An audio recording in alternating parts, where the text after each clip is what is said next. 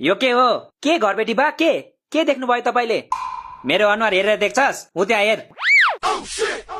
ए यो त ब्याग हो नि घरबेटी बा। त्यति नै थाहा छैन तपाईलाई? ब्याग हो त्यो, मलाई पनि थाहा छ गोरु। तर यो लेडिज ब्याग यहाँ कसरी आयो? त्यही त, कसरी आयो? म नि छक्क परिरहेको छु। कसरी चाहिँ आएछ? ओइ, यो लेडिज ब्याग यहाँ कसरी आयो? मलाई के थाहा कसरी आयो? घरबेटी बालाई थाहा होला नि। घरबेटी बा, यो लेडिज ब्याग यहाँ कसरी आयो? लौ, म तिमीहरूलाई सोधिरहेको छु, तिमीहरू उल्टै मलाई सोध्छस्। म यो ब्यागलाई सोध्छु ल। ओइ ब्याग, त यहाँ कसरी आइस? कसको ब्याग होस् त? छिटो भने, नत्र पुलिस बोलाउँछु म। ओइ बौला, नाटक गर्छस् मेरो अगाडि? छिटो भने कसको ब्याग हो यो? मेरो ब्याग हो त्यो, मेरो। धेरै लुके, अब लुक्दिन म पनि लुक्दिन। लुक्दा लुक्दा ढाडै सड्क्यो। अच्छा, यति धेरै त म लुकामारी खेल्दा नि लुकेको थिइनँ। ए, यही हो तिमीहरूको पारा? मेरो आँखा छलेर केटी ल्याउने तिमीहरू? सरी घरबेटी बा, सरी। अबदेखि आँखा नछली ल्याउँछौ। चुप लाग, यहाँको रुल बिर्सिस तिमीहरूले? रुममा केटी ल्याउन पाउँदैन भनेको होइन? किन घरबेटी बा, के हुन्छ र हामी आउँदा? के हुन्छ रे? तिमीहरूलाई लाज लाग्दैन राति राति केटाको कोठामा आउन? राति राति हामी त दिउँसै आएको नि घरबेटी बा।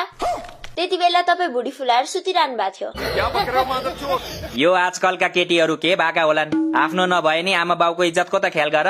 त्यही ख्याल गरेर त हप्तामा 2 चोटि मात्र आउँछौं नि घरबेटी बा। के रे, हप्तामा 2 चोटि रे? हजुर घरबेटी बा। किन कम भयो भने भन्नुहोस् है, अबदेखि 3 चोटि आउँछु। ओइ तिमीहरू दुईजना, भोलि भाले बाँच्ने बित्तिकै कोठा खाली गरे।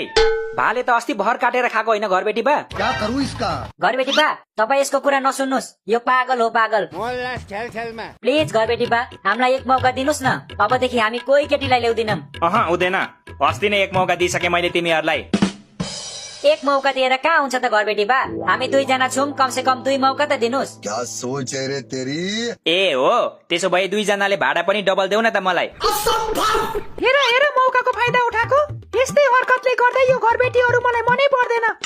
तिमीलाई के लाग्छ नानी? घरबेटी हुनु त्यति सजिलो छ? भन्दा गफ लाग्ला कि? तर डाक्टर हुनु भन्दा घरबेटी हुनु गाह्रो छ अहिलेको जमानामा। गफाडी बुढो, डाक्टर बन्नलाई के गर्नुपर्छ थाहा छ तपाईलाई?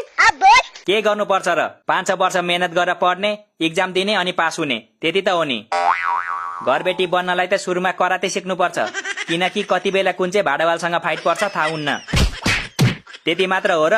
कोही भाडावालहरू पत्तर पत्तर मुख चलाउँछन्, उनीहरूको लागि आफूले पनि मुख चलाउने कोर्स गर्नु पर्यो।